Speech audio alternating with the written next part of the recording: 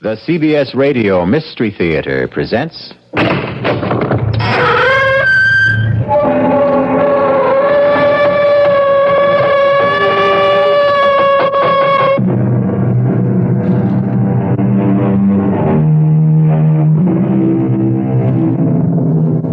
Come in. Welcome. I'm E.G. Marshall.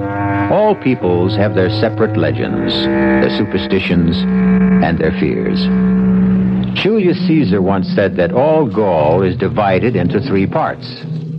But whatever their political alignments, the Gallic people shared their legends in common, and none more persistent and accepted than the belief in the second sight. Usually called a gift, but one wonders if perhaps it is far more the reverse of that. No.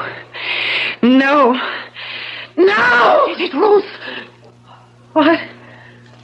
Oh, Granny, Bridget, I must have fallen asleep. What was troubling you in the dream? Oh, Granny, it was terrible. They were topping a big redwood on Peakman's Hill. And Jason swung over on his rig to crosscut with Red Pelly. He was trimming away some branches with a small chainsaw when all of a sudden he sheared right through his support line. And I saw him fall like a stone, clear down into the ravine. Oh, it was awful, Granny. It was just like I had seen it with my own eyes. Oh, Granny, don't cry. It was only a dream, love. Oh, don't I wish it were, child? Oh, the Lord proved me wrong, but I'm afraid you're cursed with the second sight. Oh.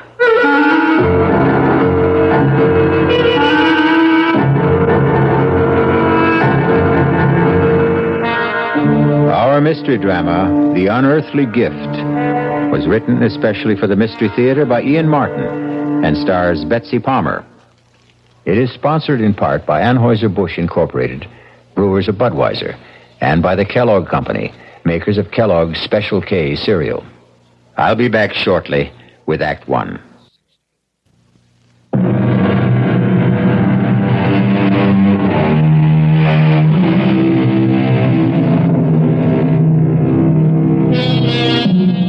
Let's begin with 2 definitions of second sight.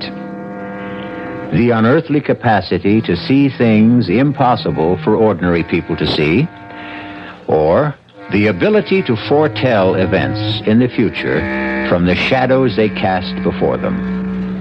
A talent bequeathed to a large, raw-boned, and rather plain girl called Ruth Ann Mitchell.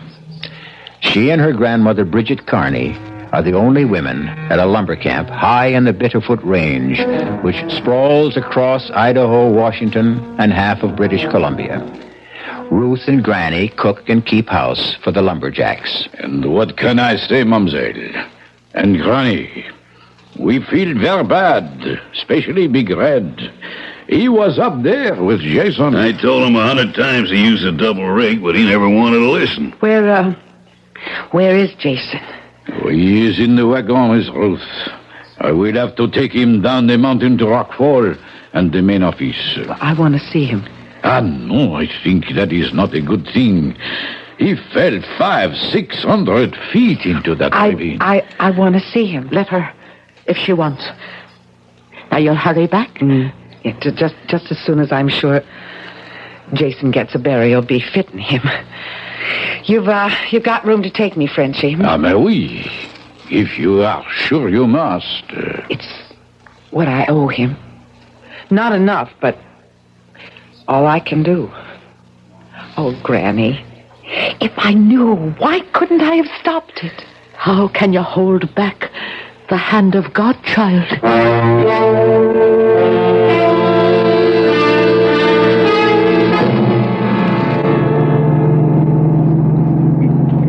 Espèce de diable. This is one bad road. You want me to drive, Frenchy? You, a woman. Well, I know it like the back of my hand. My daddy was a straw boss at Greenwood's camps, and from the time I was 11, I grew up there. And your father, when did he die? Oh, in the big fire. When the South Slope burned up. And your mother? She died having me. So you stay on with Granny. She is your only family? Yes. All I have to love. And Jason, too, you lost. Oh, Jason was kind to me. Why do you stay at the lonely camp like Greenwood with a bunch of roughnecks like us? Where else would I go? To the city, where perhaps you find a nice young man who... Me? A plain, awkward country gal who stands head high or higher than most men and knows nothing but to just cook and to do the chores. Jason did not think you were so plain. What did you mean about Jason when you said you might have stopped it? Well, I had sort of a dream. I mean, hours before you came back to camp. Just when it might have happened. I thought, Frenchy, that I saw the whole thing just the way it happened. My family was from Bretagne in France. We are also like the Irish, what you say, Gaelic. Yeah. There also is le vue de l'ombre, what you say, the second sight. That is a gift you have. I don't know, Frenchy. I just don't rightly know. I don't suppose I really ever want to know.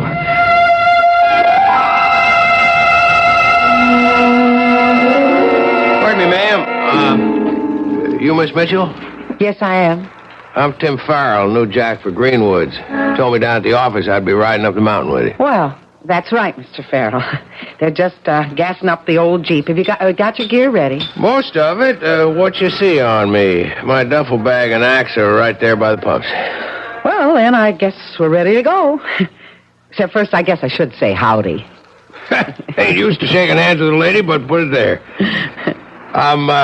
How about making it Tim? I ain't used to Mr. Oh, yeah, well, my name's Ruth Ann. All right, Ruth Ann. Do we travel? Best we do. It's a rough trail, and I really prefer going it while it's still light.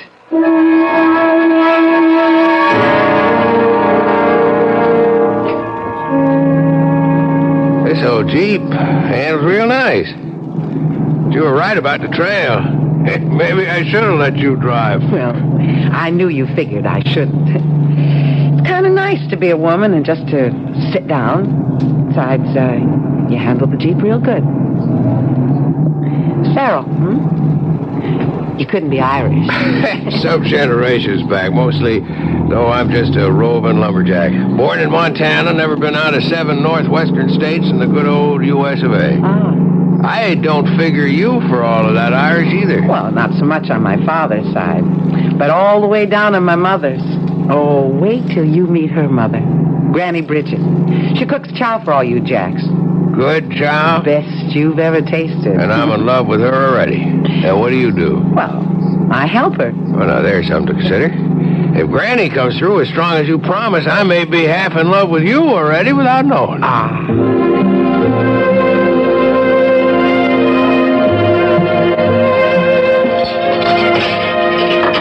Now, that Tim Farrell you brought back here 3 weeks ago.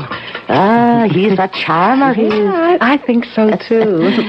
But what, dear? Well, I don't know how to talk about it, Granny. You see something in his future? I don't want to talk about it yet. Yet? It just doesn't come clear. It's a full moon tonight. I reckon I'm just going to walk myself some more before I go to bed. Is it Tim you're going to meet? It's knowing it all by my own thoughts. Or maybe just to be alone and remember Jason. Don't wait up for me, Granny. I'll not close an eye till I know you're back home safe and sound.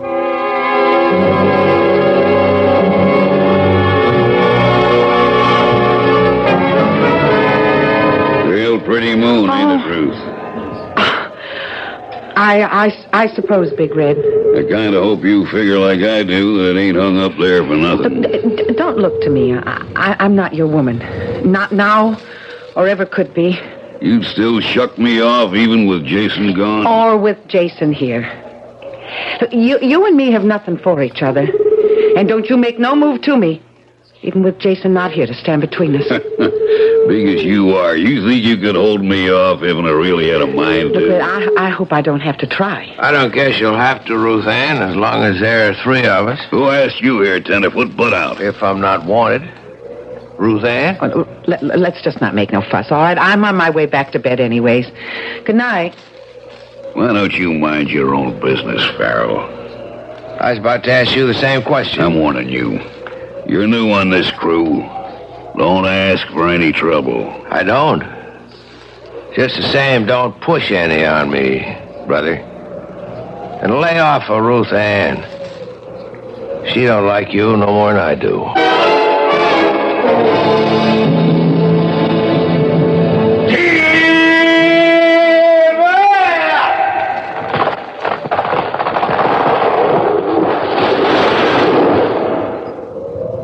Hey, gal, she come down to whoop. So bad, eh? That's even. No sight more beautiful, no sound nearer the heart. When you start stripping your Big Red and me, we cut out the next big tumble, huh? Okay.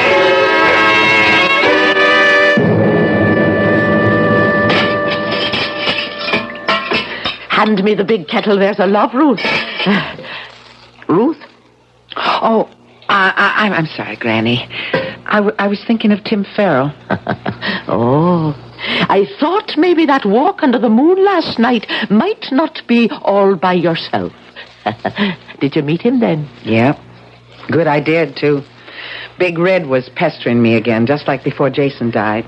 You tell him he as much as lays a finger on you, and I'll put broken glass in his grits. Now, don't you let that blowhard bother you. Well, it's not him that I'm worried about, Granny. It's Tim. Why? I'm trying to fight it. But I see it. There's death. The shadow of death over Tim's shoulder. And I'm somehow in the shadow, too. Oh, Granny, why do I have to see it? And still know that I can't stop it? Oh, now, Mavournin.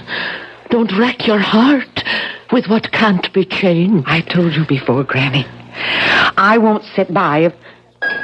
What is it, Colleen? What are you staring at? I see him now. They've topped a tree. And Tim's stripping it. He's all alone in a... No.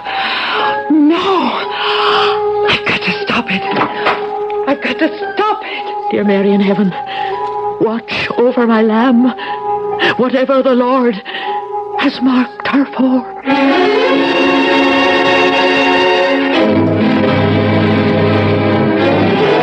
In silent supplication, an old woman prays for the one person she has left to love. A tortured girl with a terrible and unasked gift. What has that inner eye revealed to Ruth Ann as she races up the lumber trail to try to stop whatever threatens Tim Farrell? I'll be back shortly with Act 2.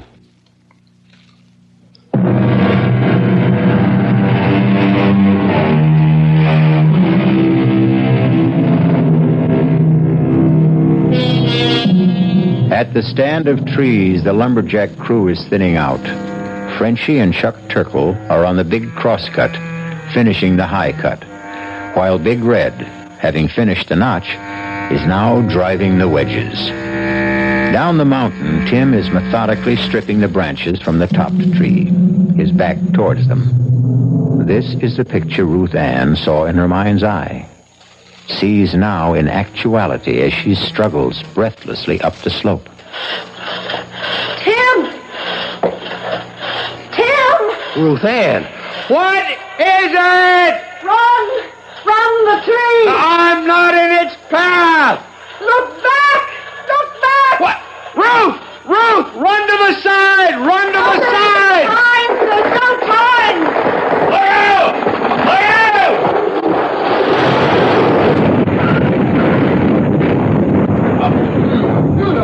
Oh, I sure would never want one closer than that. You all right, Ruth Ann? You covered me with your body. You risked your life to try to save me. I can't figure why we're not playing pulp. That tree was headed straight for where I was standing. What made it turn aside just far enough to miss us? The hand of God. Miss Rose, Tim, how you are now? No, it's all right, Frenchie. I don't know what happened. Fall path was set for 45 degrees off your line. That no good tree. Sure you ain't neither of you hurt. I took a pretty good lick across the back from one of the branches. No, don't move, Tim. No, I can't keep lying on you. I know Miss Ruth is right. Charlie has gone for the stretcher crew. Don't move till they are here. Yeah, but I can't keep lying. I don't mind, Tim. I don't want you to move. You listen to a woman when she talk. If there is something and your back is broke, Yes. you move. You risk your life. Why take a chance?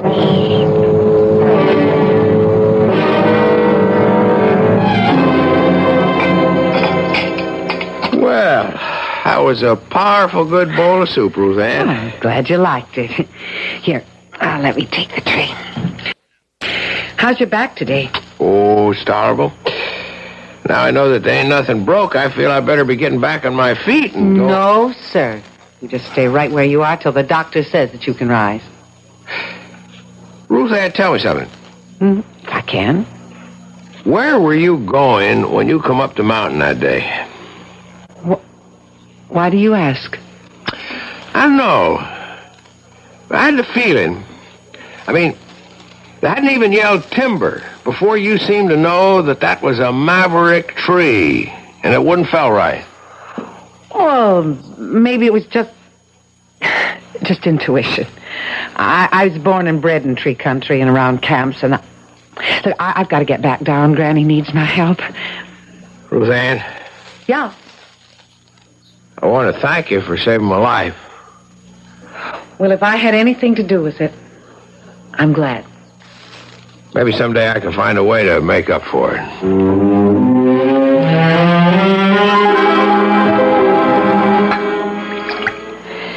So it's taken you are with our boy upstairs. Tim. Well, he saved my life. I thought it was t'other way around. I mean, well, the branch he took across the shoulders would have caught me right across my neck, Granny, and snapped it like a chicken. He's a good lad. Are you in love with him? Tim's not for me, Granny. Or any man. Oh, now, Makushla, what makes you say the like of that? You know, Granny, I don't want the gift, but I can't escape it. It's like a lead weight around my neck. Or around my heart. Did my mother have it? Kathleen? Yes, she did. And did she know about my father? Not before she married him, or she would never have married him.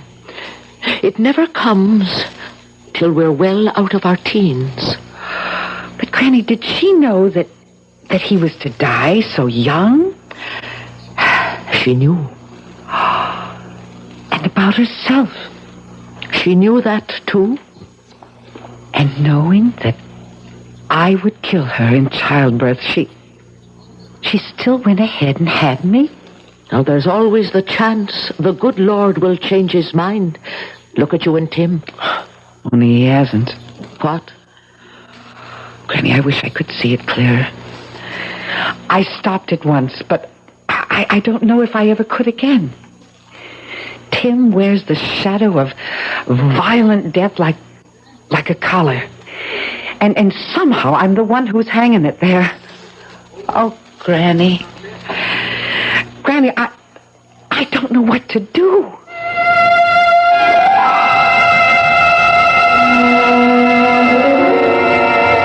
Hey, Jim. Hi, Jack. How's it going? Well, I reckon I'm about ready to come back and pull my weight. I'm getting tired of just chopping firewood. Yeah, it's putting you back in shape, though. I hope. You sure are one lucky tree, Jack. When that big old tree kicked around and started to fall out of line, you was dead at its tracks. And then we seen Ruth Ann throw up her hands, and by dad, if we both couldn't swear on a stack of Bibles, that old tree didn't just veer off to the left, so she just missed you. I guess the wind caught her. It must have been. Though I don't rightly remember any wind that day. Chuck, I want to ask you if you remember something else about that day. Well, sure, ask away. You and Frenchie were making the saw cut. But Big Red cut the notch, and he was setting the wedges. Right? Oh, yeah? And that tree was lined up to fall due south? Yes, sir, Tim, that was the line. And you know I was working away on the east, 45 degrees pretty near out of the fall line. Oh, yes, you were for sure, Tim. Then how come she turned so out of line? Well, now, sometimes you'll get a tree that has a real tough core or twister on you. You or Frenchie ever had that happen to you before? Well, no, not as you'd say, but I've heard tell. How about Big Red? Well, you'd have to ask him. Doesn't he go around bragging he can fell a tree on a dime and he ain't never missed? Well, I have heard him say that, but... Yeah, well, maybe I just will go ask him. Look here, Tim. You better watch your step. You get him riled up. Big Red is bad medicine.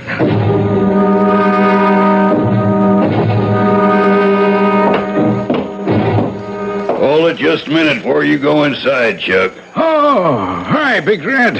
What was you and Tim Farrell getting your heads so close together over up there by the woodpile? Oh, we was just chatting. I seen he was asking you a powerful lot of questions.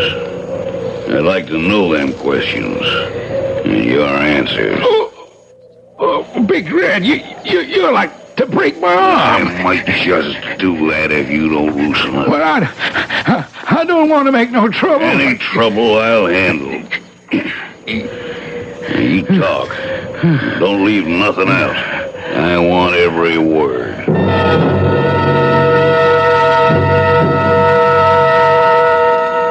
Now, don't take on so, girl. You're in love with the boy. It's that, isn't it? Yes, Granny. I am in love with Tim. But that's only a little part of it. Now, don't be too sure. Is he in love with you? Oh, Granny, how could he be? I'm a plain... We won't go through that go-round again. Granny, I'm trapped. First of all, I have the vision that all I bring Tim is danger. And second, well, if I want him to love me, how can I be sure that I'm not using the power to make him? I brought you some fresh wood for the stove. Hey, did I break in on something? Sure, not at all, Tim. How are you feeling now? Oh, I guess I'm about back to where I was, thanks to Ruth Ann. You'll excuse me, Granny Bridget and Ruth Ann. But I got a little business here, can't wait. You get yourself out of my kitchen, Red Pilly, and all your riff-raff with you. Not till something gets straightened out. Well, speak up and go. I'm talking to you, Farrell. And this time you ain't hiding behind any skirts. Chuck Turkle here tells me you're bad-mouthing me. Trying to say I dropped a tree across your back. I hadn't faced you with it yet. I wanted to get some more proof. But so long as you fetch the issue, that's what I have in mind. Glad you laid it on the table. Now, Ed, why you do this? Why you try Shut to... up, Frenchie. I'll handle this. Mr. Farrell, I'm calling you out. Pick your weapon. Knives, axes, peavy poles, or just bare hands. You and me's got a claim to settle. A claim? Well, let's just call it a plain falling out. Don't pay him any heed. You keep out of this, Ruth Ann. Indeed, I won't. You're like a bunch of children, except that you're playing with lives. Ruth Ann, maybe I want to be called out. I'll stand no nonsense like this in my kitchen. Near under 50 years I've served this camp. and I've never tolerated brawling in my kitchen. So you'll all take yourselves out of here before I... Hey, Granny. Come on, get move back, you old kids. Give us some air. Ruth Ann, is it her heart? I don't know. I've never seen Granny sick before. Frenchy, go bring the wagon. We're taking her to town and the nearest doctor. You speak well. I bring the wagon to the door. Granny? It's nothing. It's just a little fainting spell. Oh, darling. Maybe I'm getting too old for so much excitement. Where's Ruth? Oh, I'm right here beside you. Put your arms around me, Makushla. All right, now the rest of you stand back. Don't crowd them. Move back there. I'm still crowding you, Farrell. Not now, Big Red. There's a time for everything. Yours and mine will come. Name it. When I take Ruth Ann and Granny Carney down the mountain and make sure Granny has proper care, I'll be back. With Ruth Ann? That's up to her. If I had my way... If you're coming back, Tim, I'm coming too. Why? There are 45 lumberjacks that still got to be fed till other arrangements are made. Granny will insist on that, and then... Then what? Whatever's got to be unwound among us, it's going to take the three of us to do it.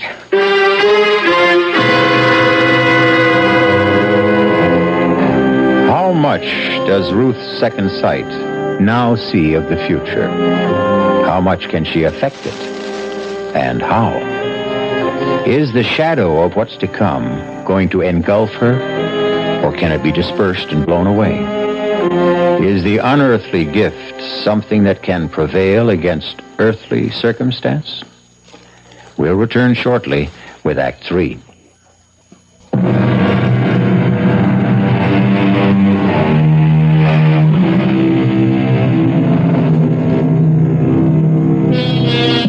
Rock Falls boasts a livery stable, 3 assorted garages, a choice of hotels, no hospital but a small clinic with 4 beds and a first-rate, if overburdened, general practitioner. It couldn't have mattered less. The most efficient and highly staffed hospital would not have saved Bridget's tired heart. Like a stout old watch, the bearings were worn, the mainspring slackened. Are you there, Ruth Ann? I'm here, Granny. I'm going away, you know. Oh, no. Yes, I can see it in your eyes, Mavourneen. You know. Promise me something. What? You won't go back to that camp. Granny, who's to cook for all the men? Then find another. There ought to be something better in life for you. I don't know what it should be. You're telling me that you and Tim... Granny, me and Tim are a dream of yours. Because you want only the best for me. But even if it could be, you know what lies between us. The gift. Or by another name. The curse. Where is he now? He's gone back to camp. And you let him go? How could I stop him? And I was needed here. No longer. Now go and follow him. And leave you here. My time is used up. Come close. Granny, I'm never very far away from you. Soon you will be. Let me say this while I can. Some of us are the lucky ones. I was. How? I had the gift as well. Little I wanted it. It was clearer than yours. So I knew just exactly what to expect. I knew your grandfather, like your mother's poor husband, would have gone from me early. Granny. Forgive me, child. I was just looking down the long corridor of time that I've left behind. Where was I? It doesn't matter, Granny. Oh, yes. Yes, 'twas this. About the gift. It came to me late and left me early. I can wish you only the same. The earlier, the better. You mean suddenly the second sight stopped? It wasn't there? That is what I mean. If I still had it, wouldn't I be able to read better for what you're to do? But how can you know if it's gone? It's like love. When love comes, you can't mistake it if it's for real. And when the gift goes, you'll know it. Just as sure. I love you, Ruth Ann. My love shall make you free. Granny. Granny? Oh, Granny. What will I ever do without you?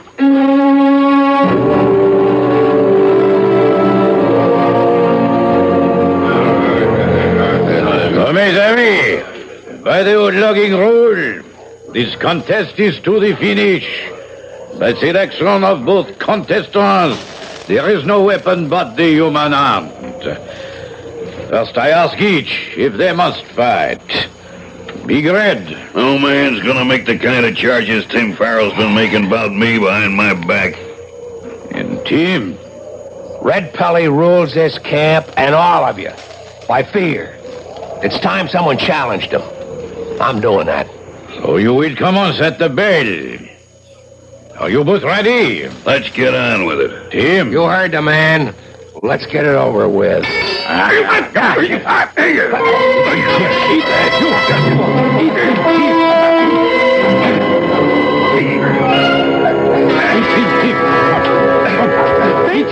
What's going on? Miss Rose, where you come from? The doctor drove me back. Stop it! Stop it! No, it's old log camp custom. You mean no one can stop it till one man is out cold. He's too big and strong for Tim. What I try to say, Miss Ruth, but your Tim feel he must fight. Well, if you won't stop it, I will. Ow. Because I will it. Like this. Okay, Tenderfoot. Now I'm gonna stomp the living hell out of you. I'm not asking no mercy. Come on. Just try to stop me. Just what? Here's one last go for luck.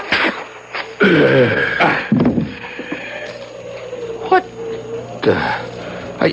Are you going to get up? I can't. You quit? I give up.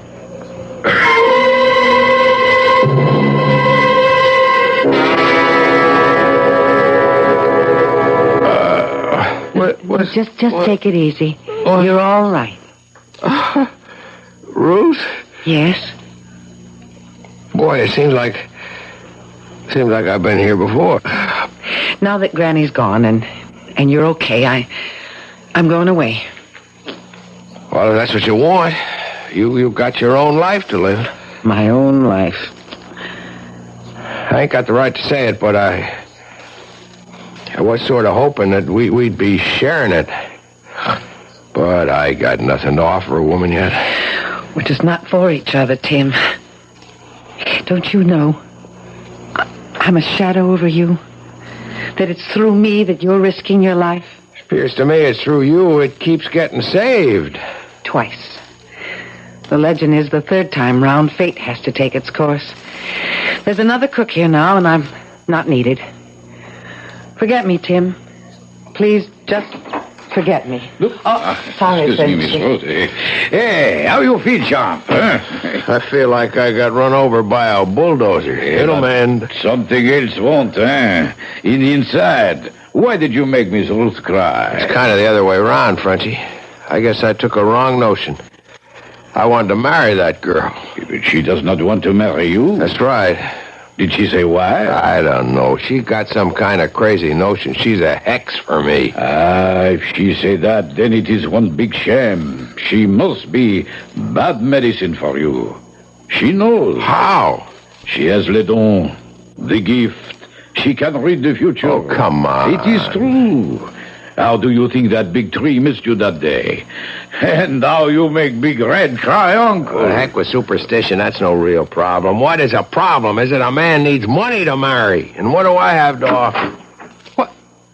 Big Red. I was just dragging what was left of me in here to say you whipped me fair and square and the best man won. You say you're leaving? I'll be on my way by tonight. Frenchie, what was that I heard him saying about he wanted to get hold of some money? The poor devil. He wanted to get married, but he has no stake yet. So he wants money real bad, huh?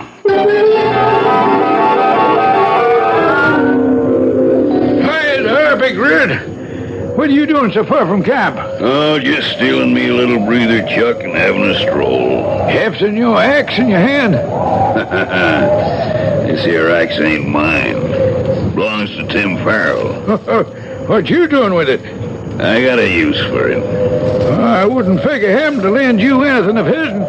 He didn't. He might get sore and take a notion to whoop up on you again when he finds out. He's too busy packing up to leave camp. Leave? Yeah, him and Ruth Ann. As soon as you get back with the Jeep. Reckon they think they're gonna get spliced. Well, how about that? Give me a lift back to camp. Oh, sure, hop in.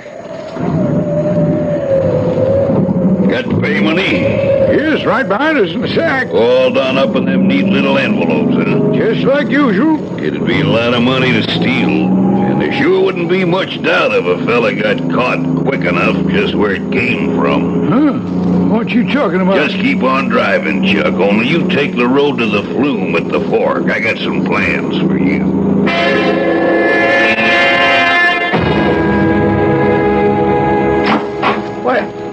What are you doing with my gear, Red? Oh, why, I was just going to carry it out to the Jeep for you. I'll handle it myself.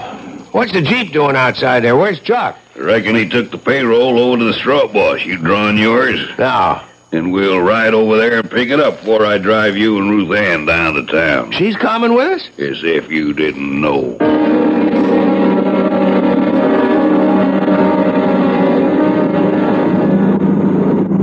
There's something funny going on. This isn't the way to the straw bosses, huh? Look out in back of you. What? It sure ain't, Mr. Loverboy. The road you're going this time, I'm sure you ain't coming back. I wonder why Chuck's so late getting back. I'd like to get down the mountain before dark. He should have been here at least 1 hour ago. I suppose Tim is going to leave with us. We have not much transport, Miss Ruth. Why don't you take a chance and stay with him? You don't understand, Frenchy. I do, but sometimes le bon Dieu is kind. And I think that Grand-Mère Brigitte would have wanted... Wait a minute, Frenchy. What is it? Oh, I see it now. I see it. Red. He has the payroll in Tim's duffel. He has Tim knocked out and tied up by the fork on the way down the mountain. And Chuck is trussed up just below the big flume where it spills into the catch basin. He'll drive Tim unconscious into the ravine and send Chuck to die, ground up in the logs in the catch basin. It'll look as if Tim killed him for the payroll. Sacre bleu, he must hurry. Frenchy, go get the rest of the jacks and save Tim, Frenchy. I'll go get Chuck free.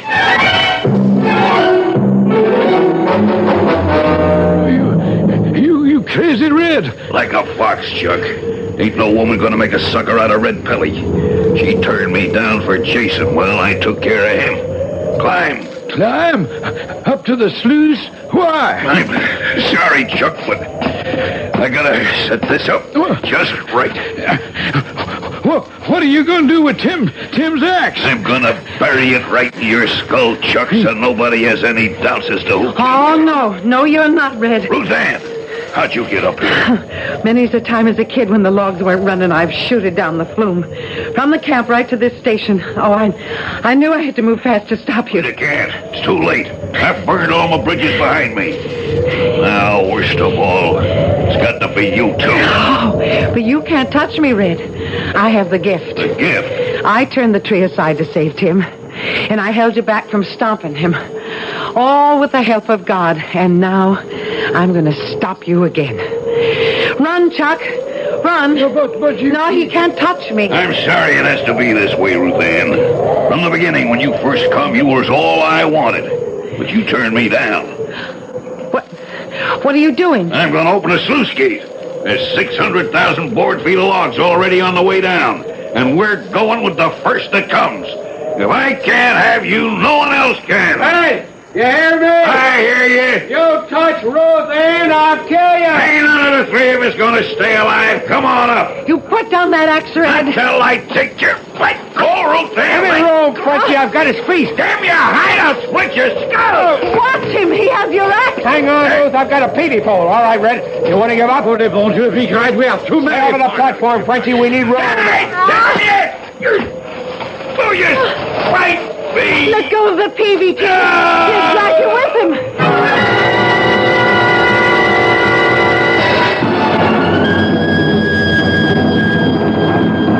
The logs carried him right down the flume and over and into the catch basin. He was ground to pieces. I'm sure glad you're safe, Annie. Are you still going? Well, Red is dead, but nothing between us has changed. One big thing has. What? When I thought I had the power to stop Red, I found I didn't, Tim. I just had to rely on myself and hang onto the axe that he was trying to swing down on you. Are you telling me? The gift's gone. I don't have to be afraid anymore. It's a new life. It sure is. What did you call me back then? Annie. That's a new name for a new life. And the one that's gonna be my wife's. Come on, Annie Farrell. Kiss me, if you like the name. Anything you want to give me is just exactly what I like.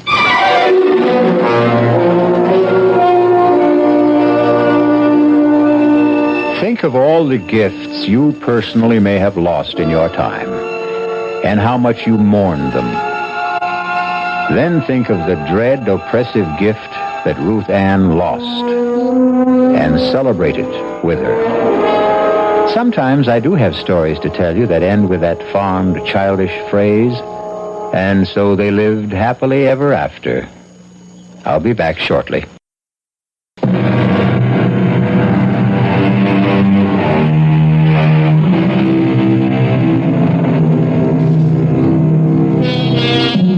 Nothing in this life we live can or should ever be expected to be perfect.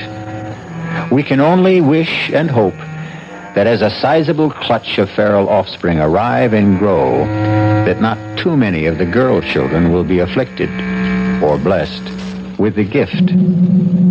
It all depends, doesn't it, on how bright and dark our separate futures may be. For myself, either way, I'd rather not know.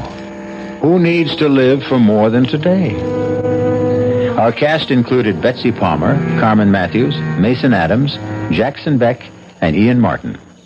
The entire production was under the direction of Hyman Brown. And now, a preview of our next tale. He must have been going 60 miles an hour on that road. The speed limit there was only about 30. They haven't arrested him, have they? No. But the police were called, weren't they? Yes. They know Mark, of course. He's lived here all his life. Didn't they give Mark a sobriety test? No, nobody even suggested it. I mean, Mark didn't seem to be drunk at all. And of course, he didn't say he'd been drinking. Didn't mention the speed he was traveling at. Well, they asked him. Mark said he was going 35, and the woman just stepped out in front of him. I see. He had to say it, Daddy. I mean, otherwise it would have been a crime, wouldn't it? I think it's called vehicular homicide. Well, he could go to prison for that, couldn't he? Perhaps. Oh, Daddy. Donna, what did you say? This is E.G. Marshall inviting you to return to our Mystery Theater for another adventure in the macabre.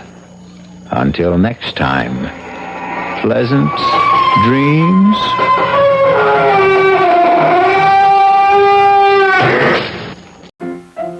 Let's all go to the lobby. Let's all go to the lobby. Let's all go to the lobby to get ourselves a treat.